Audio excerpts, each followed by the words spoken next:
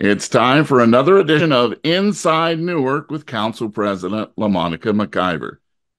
Council President, great to see you as always. Good to see you as well, Doug. I'm so excited to be back for another edition. How's everyone doing?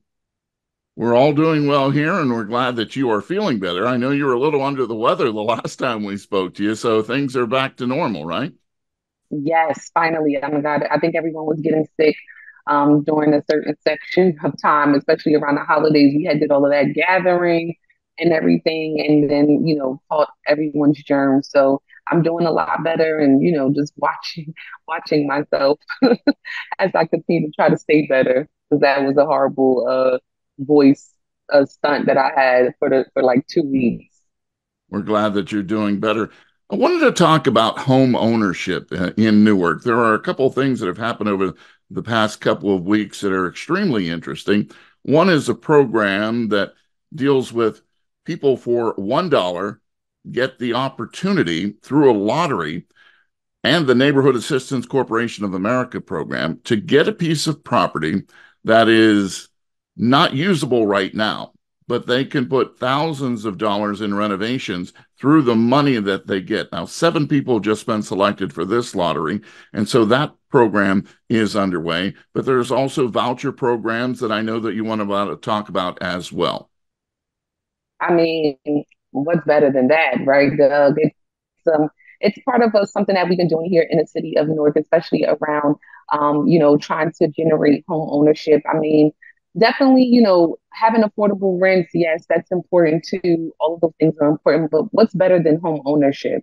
I think that it creates generational wealth.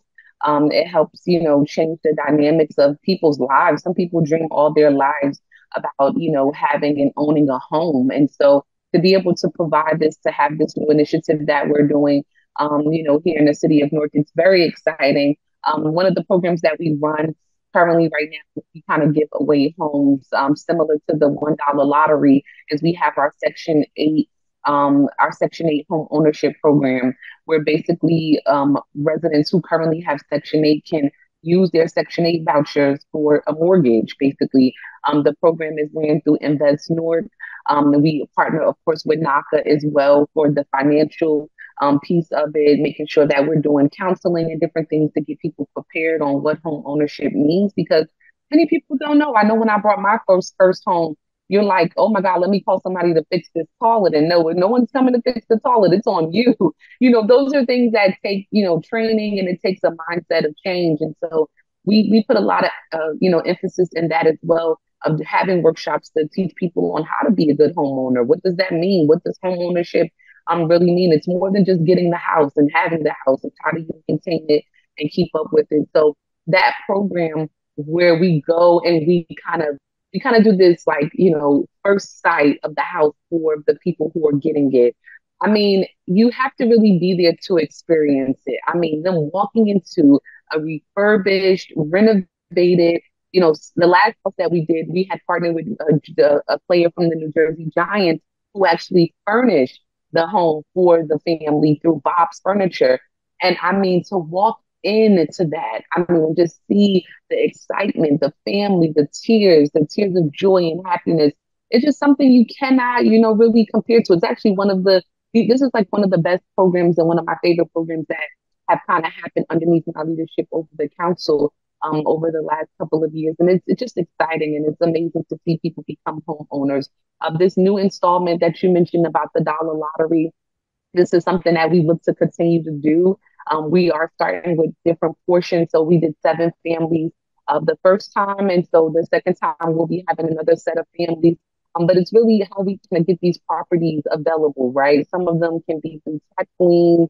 Some of them are vacant for a long time. So there's a lot of moving parts to it to get it done. But we're excited about it.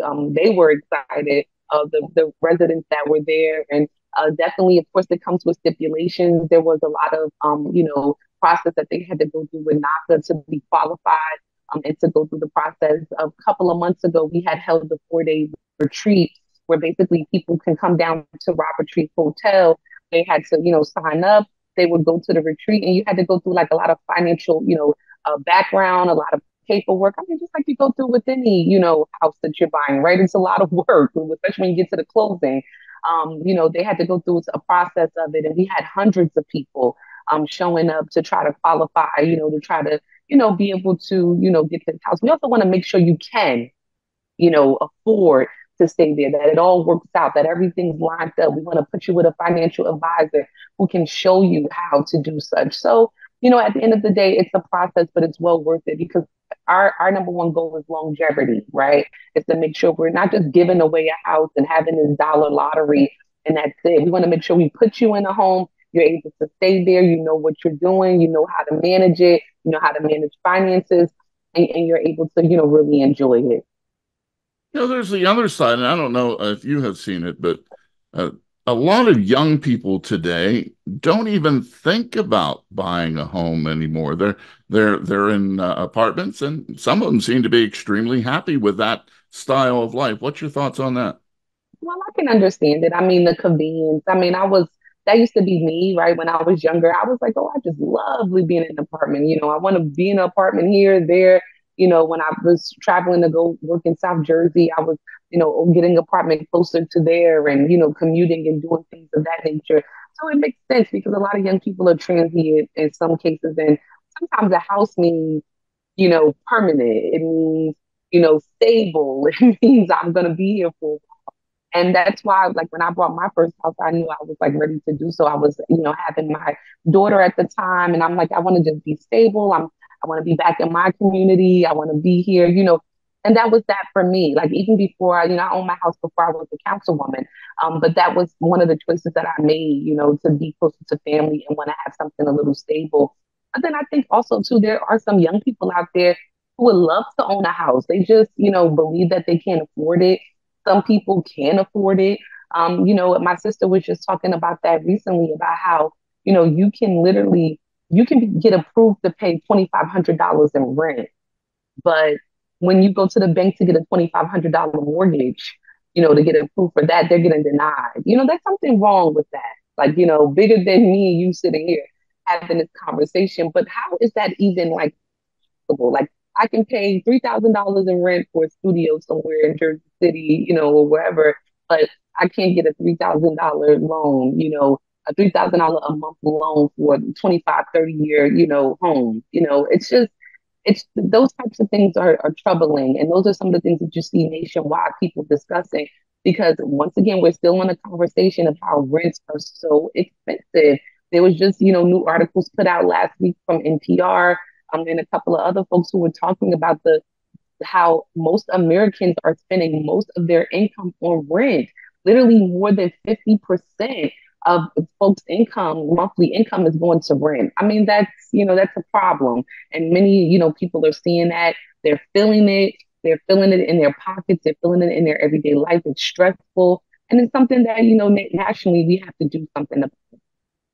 You mentioned how one of the benefits of the program of meshing home ownership and then taking care of some, properties that are eyesores or dilapidated. And how do you see the city of Newark right now? Has there been a big improvement in trying to take away some of those properties and buildings that just don't have anybody in them? Absolutely. We've made a lot of progress in, transforming areas and taking old lots that have been vacant for decades, and turning them into something. I was just saying, having a tour earlier, last week in some of the number block areas, like up in the ward, taking a look at a lot of the pocket vacant lots we have. So we have a lot of that too. And some of the lots are just big enough for two to three or, one families. They're not that large, but they're good for, a solid house, in the particular areas that they are. And we've had a lot of movement, in some of those areas too. We've added, we have small developers kind of working on some of those pieces, small minority developers where they're adding, two to three families and some of the empty, vacant lots that we had. But we do have more work to do, right? I think we had a lot of vacants here in the city. There was sometimes where part of mostly Springfield Avenue and, other locations have been vacant for decades, especially since the riots. business storefronts vacant. And we've had a lot of progress in changing that around, but we still do have a couple of critical areas that we have to focus on and we have to, work on driving development. But many people sometimes look at it and they think it's like of a snap of a finger, and it isn't. Some of the things are very hard. They're wrapped up in legal situations. You get people who buy property. Sometimes people too think that the city owns like every piece of land in the city. We don't. So sometimes when you see some of these, crazy buildings and they're vacant for a while, sometimes the city isn't even the owner, of the buildings. It has a private owner and we've taken them to court and we're battling the legal process and going through all of that. But that's not something that's a snap of a finger. It takes time. It takes a lot of, back and forth into court. And even after that, like, the city's not just able to just snap a finger and take someone's property from them and give it to someone else. It just doesn't work like that. Nor can the city determine who people are selling their properties to, or if they're selling their properties to major corporations and things of that nature, that changes the dynamic of the community. Those are just things that, we naturally just can't do because capitalism is still real and it is still, here in America and all over the world. So, those are some of the challenges. But I think that we do have more work to do, but we've made a lot of progress and I'm extremely proud about that. It's why we have Inside Newark to get the inside information on how things work behind the scenes. Yeah, it's not as easy as it seems, but Council President LaMonica McGiver continues to work hard at it. Hey, people are enjoying Inside Newark. We're thankful that you've joined us for another episode, and we'll see you next month. Thank you, Doug. It is always my pleasure to come up here and chat with you. It's my favorite time of the month.